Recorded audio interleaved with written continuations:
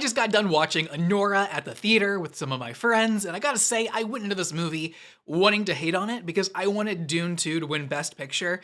However, after watching this movie, I sort of kind of understand how it could have won Best Picture. Still, for me, Dune 2 is the clear choice here, but Anora does have a gripping tale to tell, and it's something that I really just want to kind of discuss right out of the gate. I just saw the movie, so it's still very fresh in my mind, and I wanted to go ahead and just get some of my thoughts from my brain and put it onto you guys and see what you guys have to say in the comments section. So not really much of a review, just, I mean, maybe a tad bit here and there, but yeah, these are just kind of my general thoughts on Anora. So before anyone continues watching this, this is a rated R movie and we will be discussing some certain topics, I guess, maybe. I don't know if we will or not. Gonna try to steer clear of that as best as I can, but because this movie is highly focused on the life of a stripper, someone a little bit low on her luck, some things may, be spoken about here in this YouTube video. We're gonna be very, very civil about it. We're going to talk about it with grace, and we're not gonna be crude. We're not gonna, go into this with like a mindset of like, oh, well, it's bad because of that as well. We're going into this with an artistic mindset, storytelling mindset, and so on. So let's just go ahead and jump into some of my initial thoughts about this movie, Anora. So obviously I went into it just like, all right, I'm gonna go ahead and hate on this movie.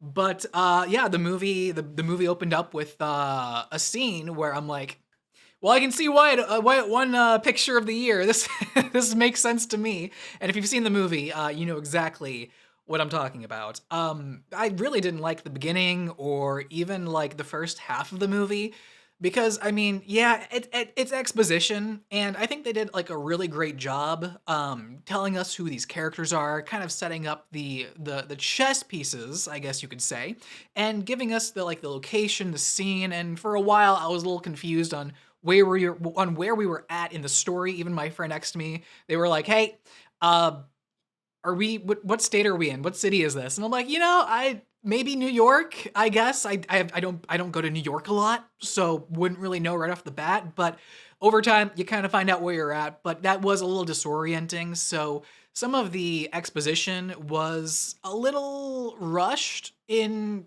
terms of setting things up for the sake of those artsy scenes I was mentioning involving a stripper named Anora. And speaking of Anora, she is our lead character in this movie, and she is actually really fun to watch. I think as an actress, she has some really great range. I can't say I know her. I don't think I've seen her in any other movies per se.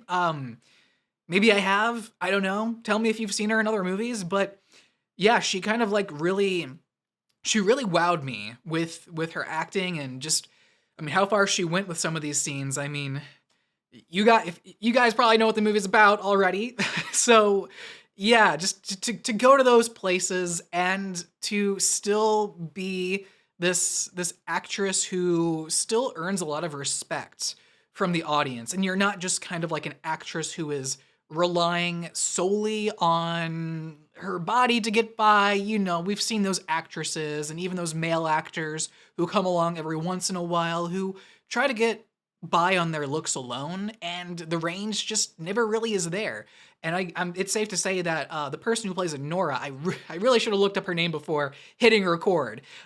She absolutely knows her stuff. I think she's a fantastic actress, and she really does carry this movie. I can't really say the same for the guy who plays Ivan. Ivan is his name. Don't know his actor as well. I'm not gonna know any actors, but his character he was set up, but he never really went anywhere. And you kind of always knew in the back of your head where he was going, where this was going. And then whenever you got that big reveal at the end where he essentially says, it was a green card marriage. What else was it? We were supposed to have fun, blah, blah, blah. It's sociopathic. And I mean, he is a little brat, I guess, who I guess, was raised on mommy and daddy's money. So I guess he's a Nepo baby. Yeah, I guess he's a Russian Nepo baby. Weird plot for sure. Weird setup in that regard, just because the payoff, it was always kind of like what you were going to expect. But I guess like the real rationale behind this movie wasn't really getting to that payoff where Ivan just blatantly drops all that information on, I guess now at the time or I guess she was still his wife at the time, but to drop all of that wasn't really the point. The point of this movie was to watch Anora, or Annie, whatever you want to call her, to watch her struggle through life, find a great opportunity, and then try to seize it as best as she can. Now, were there a lot of red flags with this so-called great opportunity? Yes, there were a lot of red flags. And as this younger individual, I think she was supposed to be like 23 in the movie, he was 21. They're just really dumb kids who probably just got out of college, or maybe they're still like just about to I don't know, something. He was studying in the movie, I guess, maybe. Well, he wasn't really studying, but he was supposed to be. Point being, they were both really dumb, young, I want to say in love, but I didn't really feel that sensation. It just kind of felt like she was kind of using him for his money, and then he was kind of using her for just to, I guess, really upset his parents, and then just to have fun, or what. I mean, that's honestly his whole reason, is to have fun, as he states at the end of the movie, which is why it's crazy that even someone at that age, or that depicted age, could be like that. It's quite upsetting, to be honest. Just to see another guy who is, I guess the best term that a lot of people use today would be F-boy, and I'm not gonna say the actual word now, but an F-boy nonetheless. And which it kind of really emphasizes some of the other characters. And I'm not even just going to mention the character Igor. If you've seen the movie, you know about his character. But even oh my gosh, Torto, the priest guy who was doing the baptism. He had some range, he had some depth, he cared. Even the guy who got kicked in the face, and then we even got more instances with the background bodyguard guy, the bald guy, Igor. I just said his name. And he somehow kind of makes waves in this movie, being a background character, and some of the things that are said to him, I just gotta say, very uncalled for. Really just, yeah, took me out of the movie for certain reasons. So yeah, this movie was, oh gosh, it was very confusing with its messaging and the characters, and mostly just going back to Ivan being a little F-boy. It made sense. I mean, his character was that from the beginning. So if he was even just like pretending to be nice to Annie, or Anora, like maybe like at least trick the audience maybe into like, oh, okay, so we're all being deceived here by Ivan's decline in character. It's not character development, it would be character regression, I guess. But even then, it's not really regression at all, because throughout the movie, Ivan is one of like the most two-dimensional characters I've ever seen in cinema. But again, he's just really his character is only ever really used as a point of emphasis for Anora and her journey. And oh my god, let's just go ahead and talk about this some more. So obviously the plot is about her and her struggles with a green card marriage, and everything that he has done to her, to upset her, to attack her. And she comes out of this a little bit more, I want to say, powerful. That's the ending I kind of assumed in my head. But it really does end on a really sour and bitter and like really an upsetting note. And it goes back to that one character I mentioned, Igor, the bald guy, and how he's just kind of also, he's a lot more interesting of a character, I guess, than Ivan. But at the same time, he's also pretty two-dimensional in the sense that he never really changes or grows. He just kind of shows us more of who he is, and then that also kind of emphasizes Anora's journey And you kind of see how she reacts to these two different guys, the F boy and the guy who is, I guess, kind of like depicted as the good guy, even though his introduction was totally not that. Um, so I guess that was some form of development for him. And at the end, where he reveals the ring to Anora, saying, "Hey, by the way, I got this. If you want to go ahead and pawn it off and make a couple extra bucks for going through all of this." So I guess, yeah, he had a little bit of development there at the end, but it felt very rushed, and it kind of got overshadowed again by Anora's journey. So, and the journey itself, holy cow, that was a rough journey. As a guy, you know, it's hard to completely relate with someone like Anora. I feel like most men in our generation and even younger guys, they kind of look at women in the real world like this. Maybe let's go ahead and reference OnlyFans models or something like that. And some of their first lines of offense, I guess, not even defense, is, hey, let's criticize this person for what they're trying to do and that they're comfortable with their body and blah, blah, blah, blah, blah. And they try to make it a bad thing. And to a degree, yeah, I kind of do fall in that line, but I don't like speak up about it. I don't shame people for being in the positions that they're in. I've been in many positions in my life where I've regretted where I was and I didn't want to be that person anymore doing X, Y, or Z thing. Never to the extent of what Anora does or what these OnlyFans models are doing, but I mean, like, I've seen myself go down some paths that I kind of wish I didn't walk at certain points, and then I turned back thanks to the old wise wisdom of Uncle Iroh, and I kind of recenter and realign myself. So again, kind of relating to Anora as a man is a little bit of a challenge, but that's not to say that even men can't connect with her. I walked out of this movie very teary-eyed, but I was also watching this with friends, so I'm like, hold back the tears, hold back the waterworks. And I just actually did that in one of my therapy sessions. I was literally on like the verge of like just crying, and I just held it in. One of these days, all the bottling up, it's just gonna come rushing out of my face, and hopefully I don't capture that on camera. But again, going back to Anora and the relatability, the emotions were there, and I was really locked into her as a character and what she went through and all of just the unfairness. And you almost want to say, I guess I'm trying to put myself in the mind of one of those men, I guess, who would kind of judge somebody or shame somebody. I feel like somebody could say, okay, Anora is playing like this victim character, and you could kind of argue that with the red flags I mentioned regarding the character Ivan, but then, like, really thinking about it, like, who at that age wasn't making really dumb decisions? Who wasn't out trying to party and continue the party and, you know, just engulf yourself in that happiness because you've been in this life of specifying Annie or Nora here being a life of a stripper. It's not really the life I assume anyone would want. And who knows? I don't know. Who knows? For me personally, not my jam.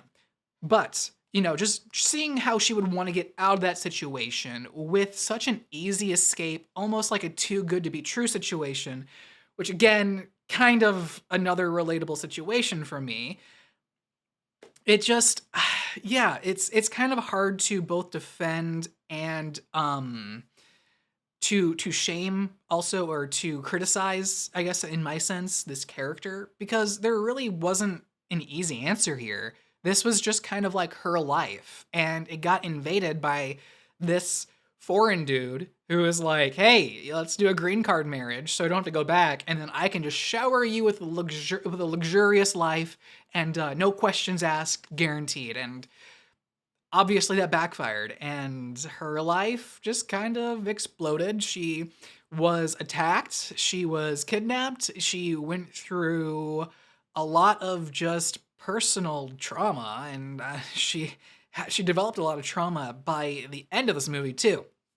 So yeah, it's her as a character just really she had such a range of just different places that she went to in those dark moments, but also seeing those highlights. But those highlights were also fueled by like drugs and alcohol and sex. So it's it's really difficult to say that like you're kind of happy for her in those moments because as a viewer, you're I mean, as somebody who gets it, like you kind of already have this pit in your stomach from the beginning of the movie and you just kind of start to feel it slowly just crawl up your chest and you just feel dread. You feel dread the entire movie. And so to that point, and going back to the exposition of the movie and the setting it up and the pacing, it does really kind of topple over itself at times. But again, it's so also realistic as well. And so I think what the director had an issue with regarding this movie might have been just kind of balancing realism versus what a movie is because, a movie, it doesn't movies don't have people in it. Movies have characters in it. And characters can be fleshed out into these three-dimensional things that you can write about and critique and just kind of study for a very long time. But with humans, there's so much depth in there and so much realism and so much to just kind of to just you can't really study one person like how you can study a character because humans are a lot more complex than characters. And so mixing that balance with such a dire situation is a little challenging as I don't want to say a film critic because this isn't necessarily a review as much as it is a discussion, but as something as like a talking point. So I guess what I'm trying to say is you can kind of see the good and the bad of Anora and you can both defend and criticize her at the same time, which goes to show that like yeah, this is definitely a character that a lot of people could probably study for years on end and be like, okay, I'm gonna see lots of like video essays on YouTube about Anora, or, if I were Anora, what would I have done? Or I don't know. Whatever people are gonna make on the internet about this character, I'm sure it's gonna happen. But yeah, just an amazing, complex character performed by such a talented actress on top of that. So now diving back into the movie itself and the pacing. The pacing, surprisingly, not, not bad. It was not bad. There were a couple of moments, a couple of scenes. For instance, the scene where the little home invasion situation happens, and it feels like we're in a living room for about 50% of this movie. And the things that they say to each other, the dialogue, it leans more towards the realism and less towards the character, which drags that scene completely because it's like, hey, let me go. Hey, let me talk to you. Hey, I want to attack you if you let me go. And then that happens like 3 times over.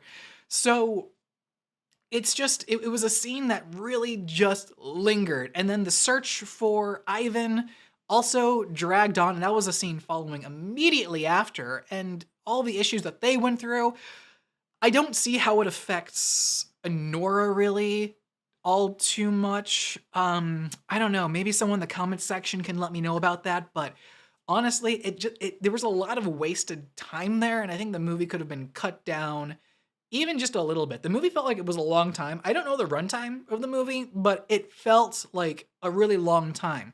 But once you get through all of that and you finally hear what Ivan has to say with that bombshell of an answer for Anora at the end, that's kind of when the movie kind of takes everything I said beforehand, kind of takes it up, wraps it up in this really nice, just bow tie. And it makes you feel like, okay, so maybe it was worth it. Maybe this whole experience was worth it to see her character kind of struggle and get by. But I really feel like a lot of that emphasis was more so at like the beginning, the forefront of this movie, where I was like, I really feel bad for these characters, like in their situation. And yeah, it's hard to really have that balance of emotions on top of like the mixed pacing and then to get that answer at the end that we all kind of already knew what it was gonna be. Um, so I guess all of that to say is that this movie is really gosh darn conflicting, and it's really hard to talk about, especially as a man. And so I think I would definitely benefit from hearing maybe a woman's perspective on this and to just kind of understand their emotions, especially with the character of Anora, because with as much as I felt, I can only imagine it's probably tripled or even quadrupled with someone who identifies as a woman. And so I do feel like as a man, I missed out on a lot of the context of this movie, what they have to, what these characters have to go through behind the scenes, that kind of thing. So yeah, Anora. Um, I liked the movie. I went into it wanting to hate on it, but there were a couple of scenes in there that just really triggered me, honestly. And one thing that really just happened actually pretty recently. Um, yeah, it was. Don't want to get too personal here, but went through something this last couple of weeks, I guess it's been now. And the movie kind of brought up a similar situation, and it was it was really hard for me to get through. It was really really difficult, and walking out of the movie theater was kind of a struggle. And I'm kind of glad I saw the movie with friends, despite all of the raunchy scenes. That's a better way to say that. But to just kind of have them to distract me while I left the movie as a guy. And I think some other guys watching this movie also could probably relate to what I'm talking about. But it's the scene at the end of the movie and a scene towards the near the end of the movie as well. And it does really hit hard, just right here. And yeah, the movie is both personally kind of connecting to me, emotionally it's resonating so high, and but the topic of choice, not really up my wheelhouse. I don't really know how to, I mean, if it's not obvious, I don't know how to talk about the thematics of this movie being on one, being on YouTube, and two, just the culture of, I guess, not even just the world, but the country I live in, America. It's not something you can just casually bring up in conversation.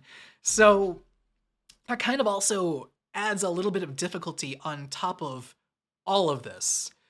So I feel like a good 50% of this movie, let's say even like 75% of this movie, it is hard.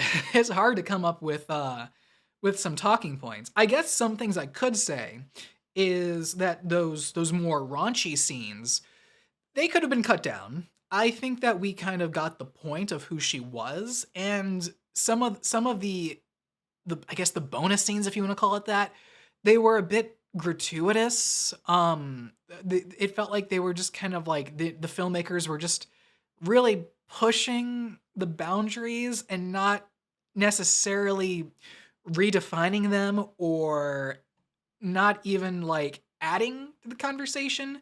So Anora is another kind of movie, I guess, in the sense of almost like Poor Things. I know there's a lot of people who are kind of comparing the two, but bringing the two together really does make sense because they both tackle the same things of such as body positivity, um, wow, intercourse. There we go. That's a more scientific, appropriate word to use for the raunchy scenes.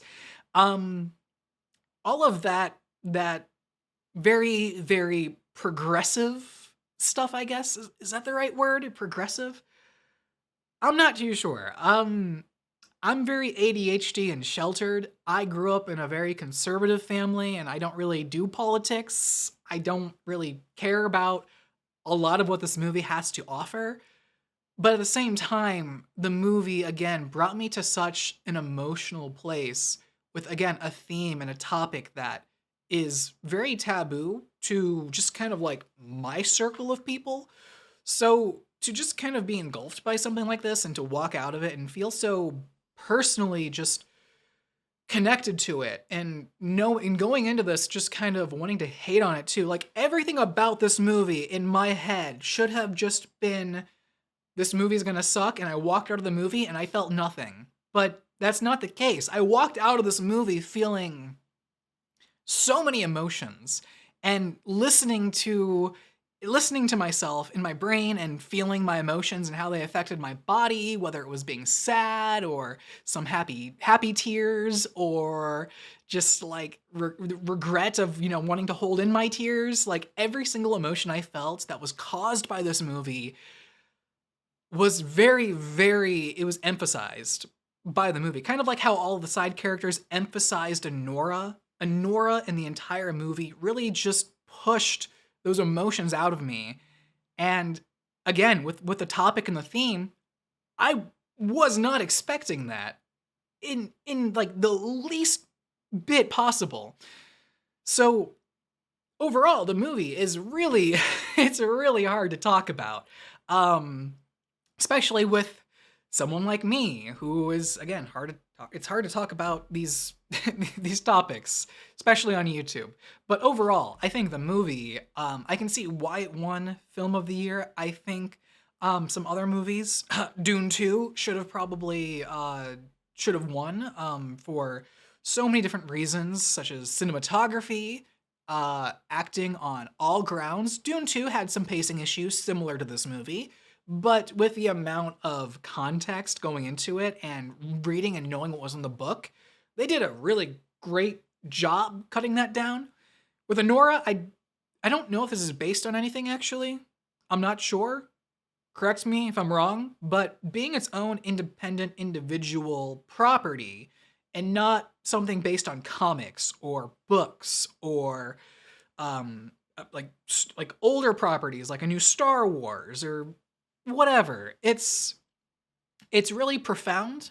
It really makes you think and it makes you ask a lot of questions, not only to the people surrounding you, but to yourself too. It's a movie that just really it makes you think, and I kind of struggle with this because I don't know what to think for I would say the most part. I it's a conflicting movie, but it's also weird to say that when it's also a conflicting movie, that it's also a really goddamn good movie too. And walking out of the theater feeling the way I did was just just great job. Like great job to the filmmakers and everybody who made this movie. Again, I think some of the more raunchier scenes, the intercourse scenes could have been cut down 100%, not 100%, but a lot. A lot. Was I didn't I knew it was R. I knew I should have expected all of that going into the movie, but yeah, I didn't know what this movie was until it won Best Picture. 2024 was a weird year for me and my YouTube channel, and I honestly thought I was going to be coming back a lot stronger this year, but like I mentioned, a lot of things happened before my birthday, my appendix, a big situation with an ex-girlfriend that I'm really trying to resolve that has really been just terrible on my life, and just all of my emotions even before my appendix and everything, and just kind of bubbling up with my channel. And this movie, it made me want to sit in front of the camera again and talk about this and get back into it despite everything that's been going on in my life. And I've got to say that really made me feel real good. That made me feel powerful, I guess is the right word. It made me feel energized. Maybe not energized, maybe I don't know. I felt very, very good about myself and very happy about where I'm at and how I'm doing and where I'm going. And I know that wherever I end up, that I'm gonna make it there with grace, and knowing who I am, I'm gonna do such a great job. And this movie, I don't know, it just kind of gives me a lot of like, let's do this. Still working on that movie I mentioned on my 29th birthday, so still kind of working that out, seeing what exactly I can make with that. But yeah, I'll have more updates on that throughout this year. Otherwise, thank you guys so much for watching this weird video about some dude reviewing a movie about a more female-focused movie about body positivity, which was a little hard for me to talk about, but I didn't want to be so scared that it wasn't necessarily going to happen either, because this movie is very profound. It's interesting. It's a lot of things. Um, I do kind of see that, like, a lot of people questioning why the movie won with the themes, because as somebody who is a little bit more reserved in that right, uh, it I think that's a lot of like where the conflicting tonality comes from. But yeah, again, thank you guys for watching me just kind of ramble about this. I would love to know your thoughts in the comments, whether you're a man or a woman. I think women will definitely have a more unique experience watching this movie, and maybe you guys can also enlighten me on a few things that I maybe have missed out on. Anora's journey, maybe some of the other female female. I've been told not to use that word, and I just said it. The other women, the side characters. Yeah, I feel like I definitely missed out on a lot. So, and I feel like it's not something like a rewatch could even entertain the idea of educating myself. I feel like it's just like a lived experience that you don't really get unless you're not a man.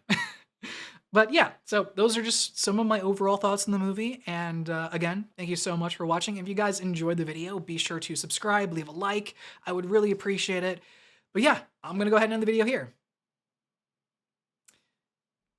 That was awkward.